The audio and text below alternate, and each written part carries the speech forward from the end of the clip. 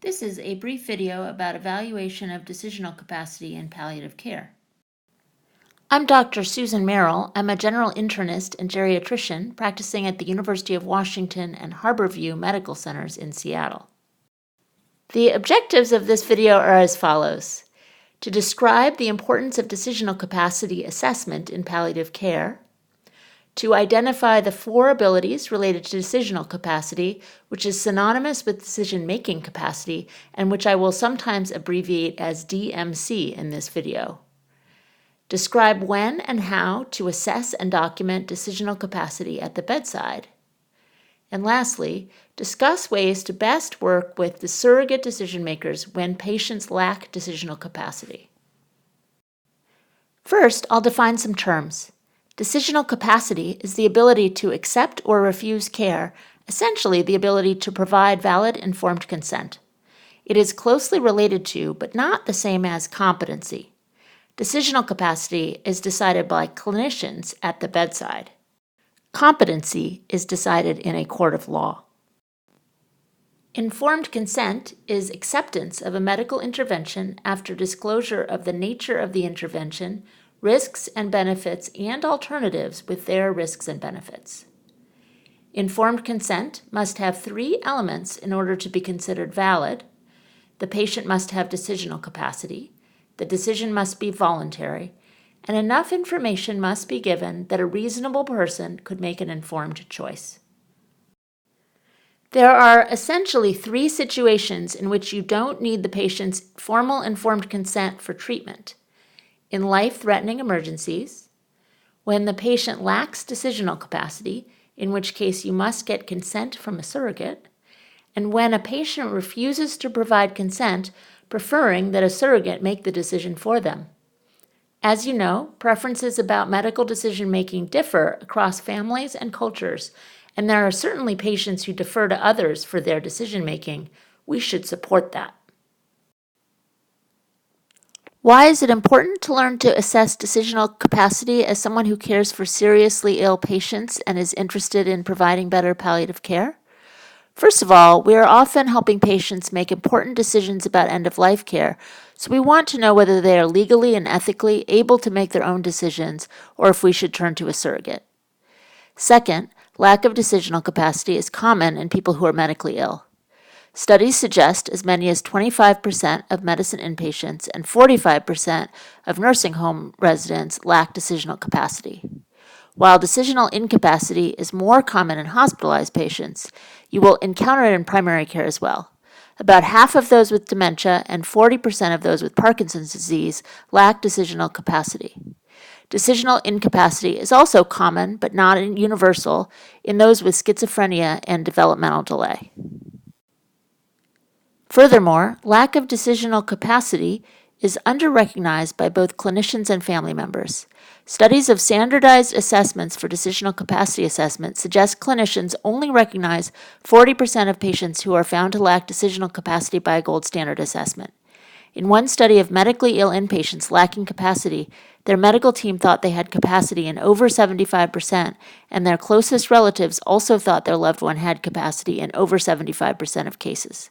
Of note, clinicians tend to be better at recognizing decisional incapacity when patients disagree with our recommendations. We tend to assume that people who are agreeing with us have capacity. What are the implications when we incorrectly assume that someone has decisional capacity when they don't, or vice versa? The ethical principle of autonomy would suggest that any patient who can make their own decisions should do so. Next, it's part of our laws as well as medical ethics that we follow rules for informed consent, including ensuring the patient has decisional capacity. Lastly, surrogate decision-making is not perfect, and surrogates may not actually make the same decisions as patients, even when they are instructed to use substituted judgment. So how do we assess decisional capacity at the bedside? We use 4 abilities related to decisional capacity, first described by Applebaum and Grisso in the New England Journal of Medicine in 1988. The 4 abilities are as follows: the ability to communicate a choice, the ability to understand one's condition and propose treatment, the ability to appreciate a situation and its consequences, the ability to demonstrate a thought process that we can recognize as rational, although we don't necessarily need to agree with it. Again, communicate a choice, understand information, appreciate the consequences, and reason rationally. The ability to communicate a choice is the easiest standard to meet. Most patients who cannot communicate a choice, even with our best efforts to help them communicate, do not have decisional capacity. For example, people with very severe dementia who say only a few words. Many experts add to this standard the requirement that the choice should generally be stable over time, which screens out most people with delirium. Understanding is also a relatively straightforward standard. Patients should be able to understand information related to their medical condition and the proposed treatment or other decision they are being asked to make. For a treatment decision, the patient should understand risks and benefits of a treatment and alternatives to the proposed treatment. After information is delivered, the patient should be able to summarize what they have learned. The clinician should use the teach-back method here. This is a test of the clinician and how well they have explained the situation, not a test of the patient. Appreciation is a higher level ability. A patient who appreciates a situation can show not only that they understand the relevant information, but how the consequences of a situation might affect them personally. This requires insight into one's illness. People who have schizophrenia or other psychiatric conditions and do not believe that they have a psychiatric illness may lack decisional capacity for this reason. Here is a sample statement from an elderly patient who is refusing nursing home placement here, which demonstrates appreciation of the consequences of refusing to go to a nursing home. The patient says, "I know I might live longer if I move to a nursing home. I could even fall and break my hip at home, but I've always known I'll take my chances. I'd rather die than leave my home." Reasoning requires some illustration of a rational thought process, although it does not need to be one that everyone would agree with. Patients should be able to indicate the major factors in their decisions and the importance of these factors. There are two statements on this slide illustrating rational reasoning. A patient might describe his choice of surrogate as follows: "Jane would be a better decision maker for me than my son right now because I haven't been close to him in years. Jane is like a sister to me, and I would do the same thing for her if she needed it." A patient refusing medication might illustrate their reasoning by saying something like, "I've never believed much in taking medicine, and I'm not going to start now. I've had a lot of problems before when doctors gave me pills." The process of assessing decisional capacity is actually quite straightforward. Of course, because this is an important conversation, you should first make sure conditions are optimized for the patient to participate. If there are communication challenges, consider involving your speech pathology colleagues to optimize communication first. This is particularly important if the patient is intubated or has other communication challenges. Then, you just have a conversation with the patient about the decision and ask them questions that will help you determine whether they have the four abilities. Explore all yes or no answers when possible. The more the patient can explain their thinking, the better. I've listed some sample questions for some of the abilities here. More sample questions are available in the 2 review articles referenced below.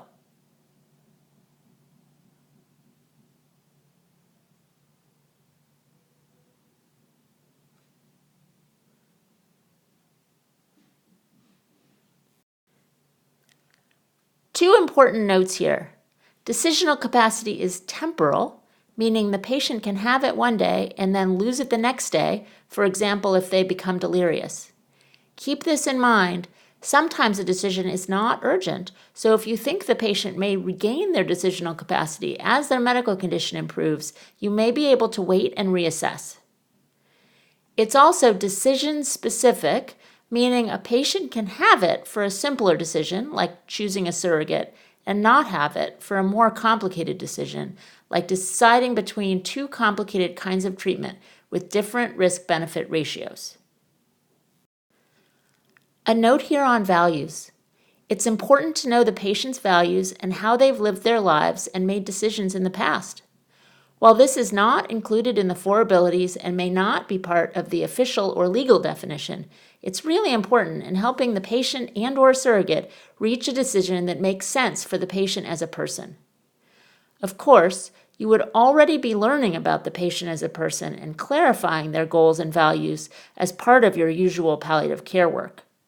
This is even more important to explore with the patient's family when the patient may lack decisional capacity and you will be working with their surrogate decision maker.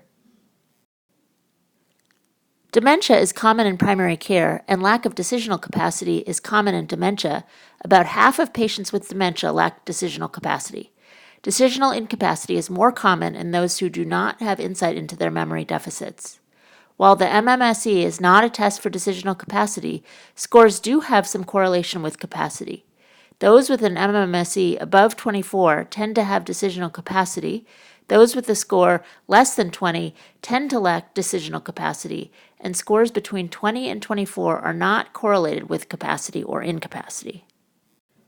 We are often working with patients and families who are from a different culture or background than our own.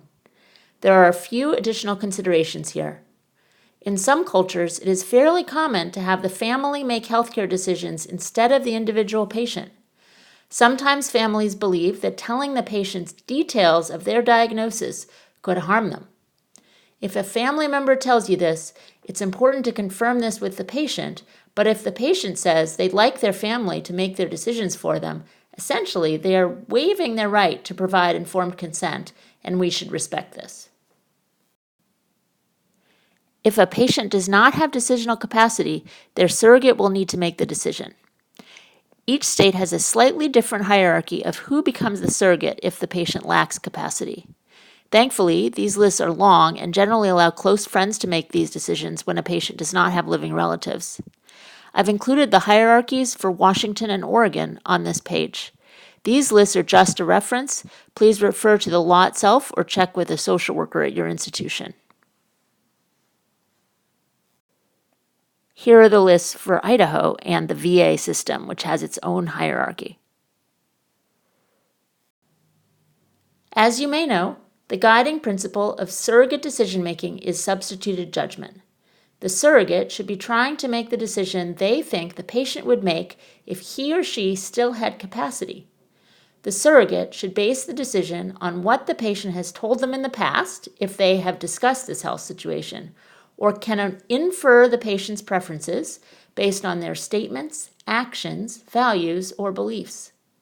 When the surrogate does not have enough information about the patient's preferences, such as in the case where the patient's legal surrogate does not know them very well, they may consider the best interests of the patient. In this case, they should make the decision that would best promote the patient's welfare, for example, by relieving suffering and/or preserving function. Of course, the healthcare decisions we ask surrogates to make can be complex, and clinicians often need to guide surrogates through a decision more actively. How is this actually done in practice? Douglas White and colleagues conducted an interesting study of decisions regarding continuing life support in the ICU. They analyzed 162 conversations between clinicians and surrogates and found the following 4 ways of working with surrogates. Informative, in which the clinician provides medical information and it's up to the surrogate to decide. Facilitative, in which the clinician actively guides the surrogate through the process of clarifying the patient's values and applying those values to the decision. Collaborative, this is the same process as the facilitative role, but the clinician also offers their recommendation based on the patient's values for the surrogate's consideration. And directive, in which the clinician makes the decision and informs the family. All of these methods are used by some clinicians. In palliative care, most of us use either a facilitative or a collaborative approach. We modify this based on the clinical situation. Sometimes there's a clearly best answer given the patient's goals, and sometimes there are a few reasonable options. The directive approach is used very rarely, most often in the case of a family requesting care that we think is medically futile. Karlowich and colleagues described an approach to working with surrogates of seriously ill patients that combines the facilitative and collaborative approaches. They conceptualize this as a dialogue between the surrogate and clinicians. The goal is to reach consensus about the diagnosis and prognosis and the benefits and burdens of treatment options. The clinician helps the surrogate make decisions based on substituted judgment and/or the likelihood that a given option will help reduce suffering and/or maintain quality of life. This is the model that most of us strive for. In some cases, you may want the patient's assent, essentially just their agreement with the course of action, even if they do not have decisional capacity and a surrogate is going to give informed consent. This is often the case for a relatively burdensome procedure such as an amputation. This is important to keep in mind as you reach consensus with the surrogate about the best course of action. If a surrogate is considering a burdensome, life-sustaining therapy for their loved one, they may need to consider that the patient might refuse something even though they are not decisional. The surrogate may not want to proceed with a therapy that their loved one will resist. Documentation of assessment of decisional capacity is relatively straightforward. Document the conversation with the patient as clearly as possible. You want to document evidence that the patient does or does not possess each of the 4 abilities. Use the patient's own words when possible. It is important for clinicians of all disciplines to be able to do basic decisional capacity assessment, but the psychiatrists are the experts. Primary care and palliative care clinicians should consider consulting psychiatry when we are having trouble deciding whether the patient has decisional capacity, when the patient has poorly controlled psychiatric illness, or when there is conflict between surrogates, teams, or teams and surrogates. Thank you so much for your attention. I'm happy to answer questions by email. These are the articles discussed in this video.